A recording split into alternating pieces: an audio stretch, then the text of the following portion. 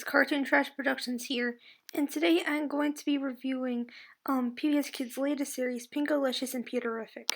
Basically, all you need to know is that this is an animated adaptation of the Pinkalicious series of books by Victoria Can. I remember finding out that this is going to be a thing all the way back on May 16, 2017, where PBS Kids had officially uploaded a sneak peek of the show. I remember reading the books when I was little, but I never thought it would get its own show on PBS. Although, PBS has had a lot of shows based on books.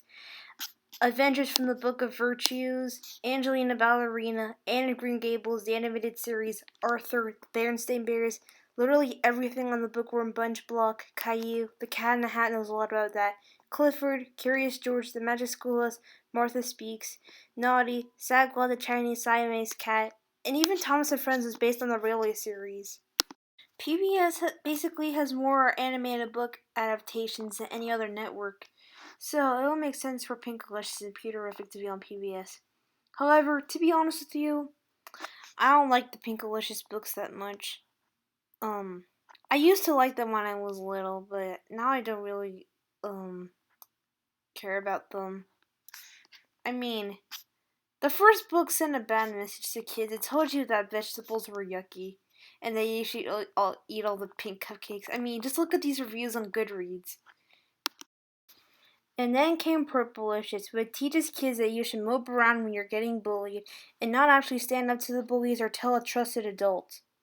Despite the flaws that the original books had, I consider this cartoon to be far superior to the original books in almost every single way. And on its own, if you ignore the fact that this was based on a series of books, it's still a pretty good show. I'm combining this too because, like with other PBS Kids shows, the curriculum is a major part of the series plot. Anyways, this show is a slice of life show like other shows based on books. It's about Pinkalicious Pinkerton, an imaginative girl who loves pink.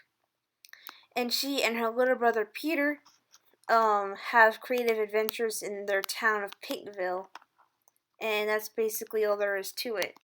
So most of the episodes, the characters have a problem, they can't solve it, and they solve it using the power of creativity. Unlike other PBS Kids shows, which mostly teach science and math, which I think gets a little old at times, this is PBS Kids' first series to teach about the arts, specifically music, dance, drama/theater, and the visual arts. This specific clip, Pointessly Pink, focuses on music. So, in this particular episode, Pinkalicious sings to the pinkling plant to make it grow, and along the way, the characters learn about what tempo is. In another episode, Zoo Day, Pinkalicious' teddy bear gets stolen by a monkey at the zoo, so she decides to act like a monkey in order for the monkey to understand her and give her teddy bear back. And this is an example of drama/theater. The only problem that I have with the show's curriculum is that they're not exactly clear on what the episodes are trying to teach you. In other PBS Kids shows like Daniel Tiger's Neighborhood or Ready, Jet, Go, they make it fairly obvious what the episode is trying to teach you. For example, there's a Daniel Tiger's Neighborhood episode about saying sorry, and in every episode they have a song about what the Aesop is, like keep trying, you'll get better. That's just the one I thought up at the top of my head. In Pinkalicious and Peterrific, instead of saying it outright, they have you guess or think about what the episode's curriculum is. For example, in the episode Sandcastle, it's about the visual arts. Now that I think about it, the episode has Pinkalicious decorate her sandcastle creatively and stuff. And the average viewer will most likely not understand that the episode is about that. So I think that they should be more clear about what their Aesop is so parents won't get angry. The show has plenty of likable characters to go around, and some are even better than they were in the original books. Pinkalicious at least from what I remember from the original books, was a spoiled materialistic brat, and she was oftentimes mean to her little brother Peter. However, in the TV series, she is far more likable, since she is much kinder to her brother Peter and to parents and to pretty much everyone than she was in the original books. Plus, she's creative, imaginative, and never gives up, which are admirable qualities. Peter, Pinkalicious's brother, is also very charming instead of unlikable. I even like the episode dedicated to him called No Honking. In that episode, his character fleshes out a little bit more. He expresses angst about being the youngest and no one will listen to him. Man, that's powerful. Kendra is probably my favorite character in the entire show. You see, in the book Purplicious, she was a bully to Pinkalicious. She bullied her about liking the color pink. Here, she's much nicer. Well, given the show's target audience. I mean, she could still be a little bit of a jerk at times. Well, that's what makes her so great. She's got that sarcastic edge. I like that. What are you two staring at? You trying to hypnotize worms or something?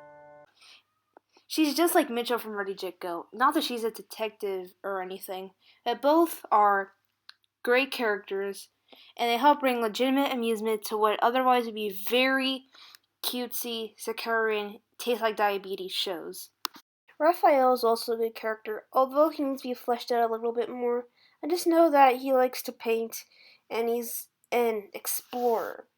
So, there was this really good episode of Pinkalicious Peterrific called Glitterizer. I think that fleshed him out a little bit more, but not all the way.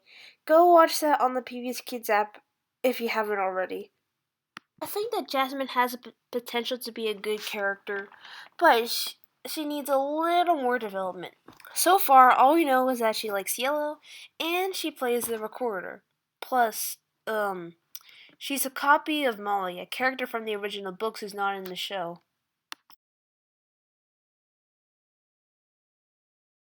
The animation is absolutely beautiful. After all, it's animated in Ireland. It's animated by 16 South, the same people who animated Lily's Dreadful Bite, another beautifully animated show. And the characters move, the way the characters move is just so fluid. And it does a great job of looking like the original books. The show has some pretty good songs in it as well. There's songs in most of the episodes. I mean, they're just all so good and so catchy. I mean, they're not as memorable as Birdie Jet Go's songs, but at least they're more listenable than the songs of Sunny Day.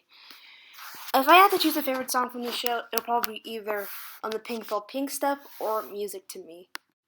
So overall, Pinkalicious and Peterrific is a pretty good addition to PBS Kids lineup shows, although I wish the writing was much less childish.